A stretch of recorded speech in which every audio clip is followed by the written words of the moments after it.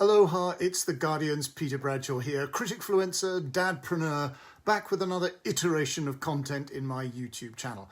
And if you like what you see, and for Odin's sake, who wouldn't, please hit the subscribe button and leave a comment.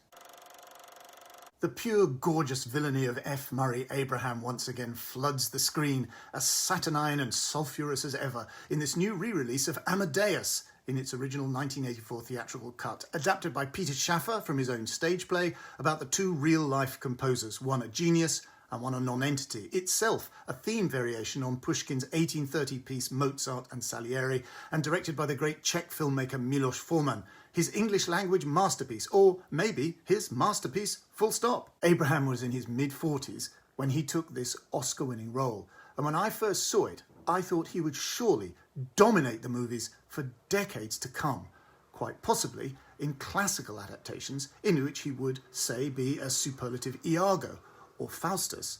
For some reason, he never again got a starring role to match this, but he did have a terrific scene stealer in season 2 of TV's The White Lotus, in which he did not seem to be one day older than he was in this film. Antonio Salieri, played by Abraham, is the court composer of middling saccharine tunes in 18th century Vienna, whose leisured classes gobble his facile work like the chocolate treats Salieri serves to people he wants to seduce. His career and terrible fate are recounted to a solemn priest by the aged Salieri in flashback. Salieri is complacently content to regard his success as a reward from God for his bland religious conformity. He is in fact an envious, malicious mediocrity and hypocritical time server, corrosively obsessed by the obvious superiority of the gloriously gifted but ill-mannered newcomer Wolfgang Amadeus Mozart, played here with many a nitrogen giggle by Tom Hulce. Mozart's work instantly outpaces him, and his genius causes Salieri to petulantly turn against God. Simon Callow played Mozart on stage for the premiere opposite Paul Schofield, and he was, perhaps, chagrined to get only a small consolatory role here. Elizabeth Berridge seductively plays Mozart's kittenishly devoted wife Constanza, or Stanzi. Roy Dotrice is Mozart's sternly disapproving father. Geoffrey Jones plays the genial, tolerant Emperor Joseph II with elegant aplomb, and Mozart's tearful maid Laurie is played by the teenage Cynthia Nixon, later to find fame as Miranda in TV's Sex and the City. The word mesmeric is overused nowadays, largely by virtue of being a notorious critic's euphemism for art house films they secretly find dull. But Amadeus really is mesmeric, as well as deliciously exciting, and watching it again, I went into exactly the trance I experienced the first time round. Abraham Salieri, for all his loathing and rage, is Mozart's sincerest admirer, electrified and dismayed by the brilliance which has effaced his own forgettable efforts. Abraham's face is a picture of elaborate courtesy and evil cunning, as he pretends to be Mozart's friend at court.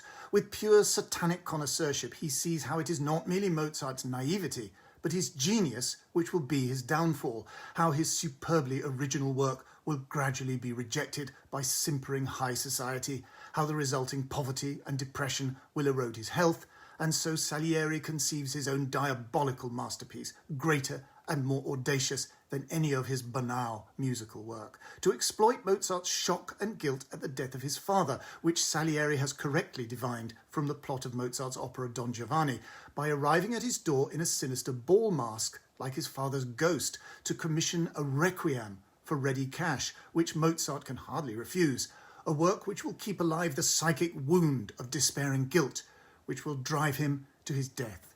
Music which Salieri moreover plans to pass off as his own at Mozart's own funeral, an exquisite flourish of dishonest piety. There are so many superb set pieces in Amadeus that picking one is almost impossible, but for me it is Mozart's first maladroit and nervous arrival in the emperor's presence, surrounded by variously disapproving or admiring courtiers, all intensely aware of the political significance of a new German-speaking genius at the Habsburg court, dominated as it is by Italianate culture. Drama school students should study Abraham's lizardly contempt in every frame. Salieri has composed a plonkingly uninspired March of Welcome keyboard piece to be played when Mozart enters, and the emperor, a keen amateur musician, impulsively asks to play it himself as their young guest capers in, and having casually accepted this tribute, Mozart claims to be able to play it from memory on one hearing. This is yours. Keep it, Majesty, if you want. It's already here in my head. What? On one hearing only? I think so, sire. Yes. Show us.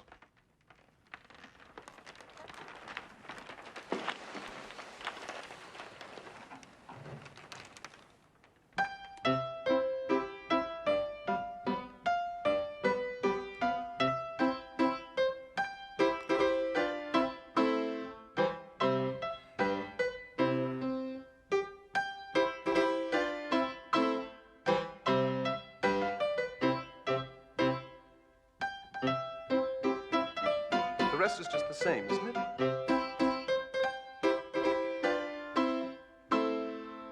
It doesn't really work, does it? Did you try? Shouldn't it be a bit more? Or this? This? Yes. Better? What do you think?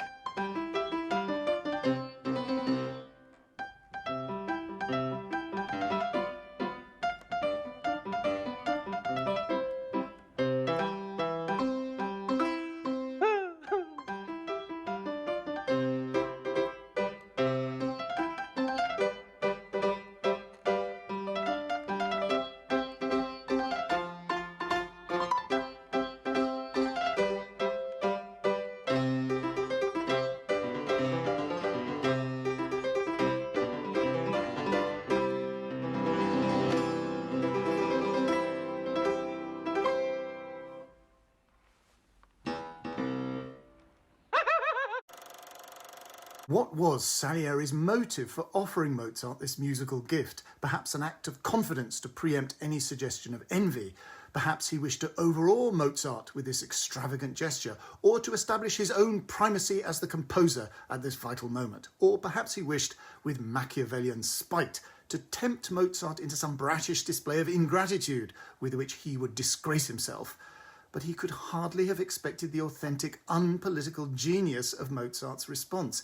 Having first insultingly demonstrated that he already knew this fatuous jingle by heart at a single hearing by playing it himself, he then, of course, improvises around it, conjuring what is to be a famous aria from The Marriage of Figaro. The film, in fact, uses Harrison Birtwhistle's original clever reworking of a genuine Salieri composition for this ingenious coup. Poor Salieri's face is a mask of rage and pain. His humiliation is almost complete. The finishing touch comes when, at a masked ball, whose disguises are to inspire his hideous revenge, of course, Mozart calls out for suggestions as to who he should pastiche at the keyboard, and the incognito Salieri can't help shouting out his own name, and Mozart grinningly thumps out a grotesque parody. Again, what is Salieri's motive? Pure masochism, maybe. A need to find out the truth. A need to find out what Mozart really thinks of him, and what everyone really thinks of him. What God, perhaps, thinks of him. To confront the truth about his own lack of talent.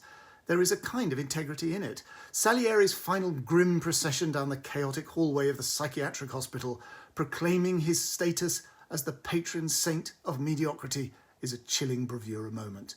A treat for the big screen. And so the sun sets with a rich ochre glow on another vlog. Please give this one a like and a share on your socials. Please subscribe and leave a comment. And, to quote Chaucer, as it pleaseth yow, buy my book, The Body in the Mobile Library and Other Stories. Details given below. See you next time.